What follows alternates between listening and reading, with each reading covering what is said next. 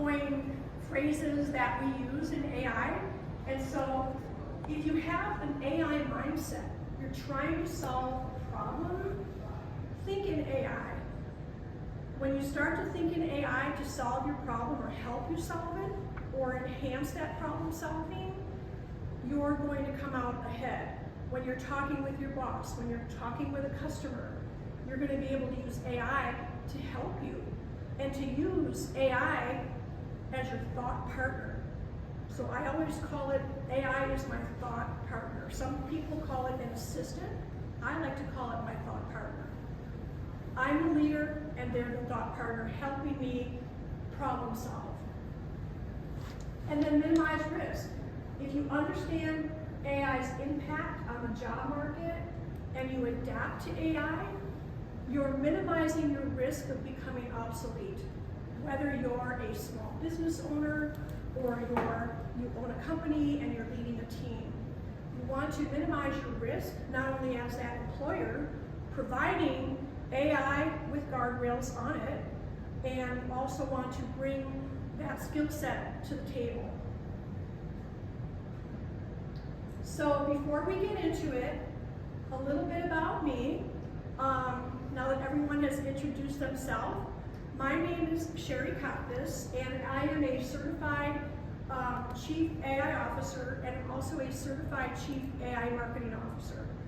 I am an AI expert strategist. I think I need to take that expert out of there because no one's an expert in AI. We're all learning together, and I just consider myself just maybe a few steps ahead. So I'm actually going to change that AI strategist expert to, I don't know, coach or something like that. But what I have done over my career is I provide problem-solving anecdotes for small businesses, Fortune 500 companies in my previous career. So I was an e-learning strategist in my previous career. And what I did is, this is before e-learning was even a blip on the radar. This is back in the 90s, so I'm kind of dating myself. But I got my master's degree in instructional technology, and I was a usability tester for higher education courses that were rolling out these universities online. And so I worked with subject matter experts, I worked with the designers, and I worked with people that tested the software. So that is kind of dates me a little bit back to my e-learning days. And then from there, I became an e-learning strategist. And I worked with small business owners, I worked with Fortune 500 companies, and I helped them put together their e-learning strategy. And why I'm mentioning this is because e-learning is so similar to what is happening in AI right now. There's so many similarities. It's just a new technology. So it's really education. It's about getting leadership to start thinking that, hey, this is going to help my business. This is going to improve my ROI. It's the same thing, AI. So that's why I like to mention that. And then I consider myself a transformation specialist. I help professionals and teams integrate AI into their everyday workflow. So what is AI? I promise you this is not going to be all me talking, okay? We're going to do some demos and I'm going to show you a case study, but I feel it's very important to have a very good foundation so that way you can walk into any AI training after this one and have this in your mind, because there's so many people out there right now, they're training on tools. They're not training on why you're going to use it, how are you going to use it, what's the implementation, how does it matter to me? So I really want to help set the foundation so that anywhere you go, you're thinking about that. So we're going to just take a little bit of time to explore that, if you guys don't mind. So what is AI? It stimulates human intelligence. It learns from data, and it identifies patterns. We're only talking about generative AI today. That's the area that I work in, And there's other areas. There's machine learning, and there's all kinds of things going on out there. But my focus is on generative AI, which is generating content at scale.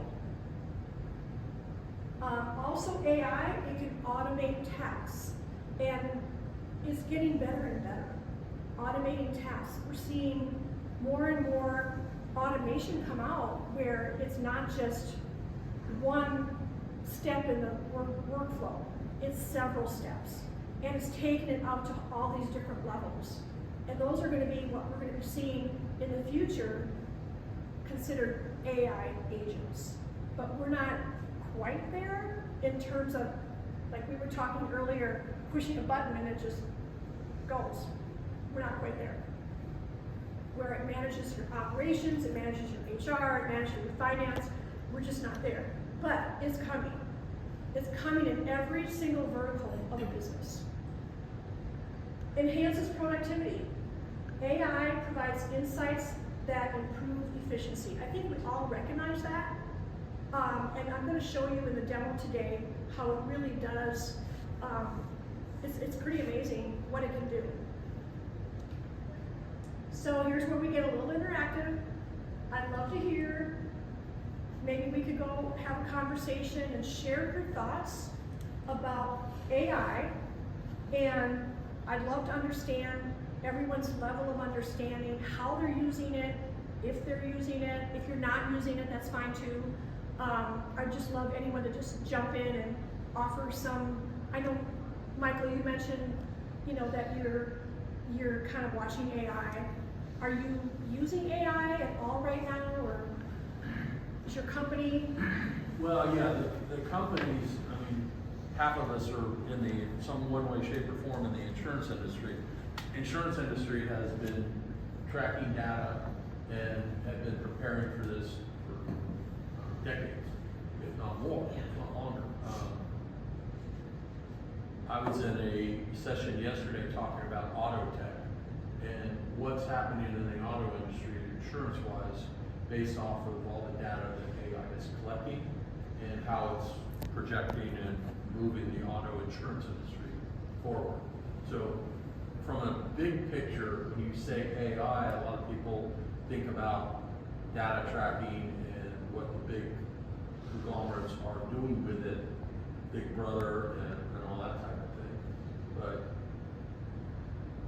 from an individual entrepreneur standpoint, what I'm looking for is the utilization of AI in my daily routines.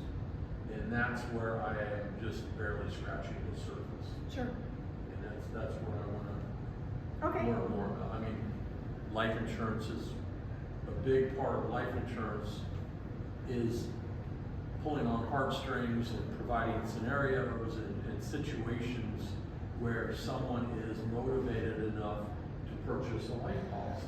A lot of people say they can't afford it, that they procrastinate and stuff like that. What do you say to them to get people off the fence to say, hey, I need life insurance, I'm going to buy it? And that's where AI, I think, can come in. Same way with if I do a quote for somebody and I'm trying to sell the fact that, hey, my price is the same as yours, but I'm better because, that's how I want to be able to use AI. Okay.